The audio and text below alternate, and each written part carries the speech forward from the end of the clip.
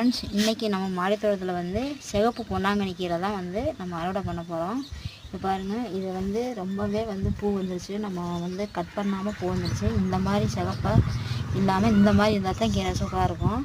இப்போ வந்து நம்ம இதை கட் பண்ணிவிட்டு, நம்ம கட் பண்ணதையே வந்து இந்த மாதிரி கட் பண்ணதை இந்த குச்சியை நம்ம கீரையெல்லாம் எடுத்துகிட்டு மறுபடியும் உரம் மண் போட்டு நம்ம வந்து நட்டு வைக்கணும். அதுக்காக வந்து எல்லாத்தையும் நம்ம கட் பண்ணிக்கலாம்.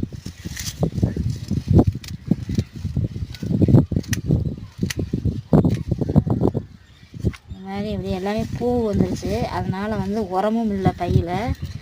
அதனால் நம்ம இந்த மாதிரி கட் பண்ணிவிட்டு நம்ம மண்ணை வந்து லூஸ் பண்ணி அதில் வந்து நம்ம உரத்தை போட்டு அதுக்கப்புறமா நம்ம நட்டு வைக்கலாம். அப்போ தான் வந்து கீரை நல்லா சூப்பராக வரும்.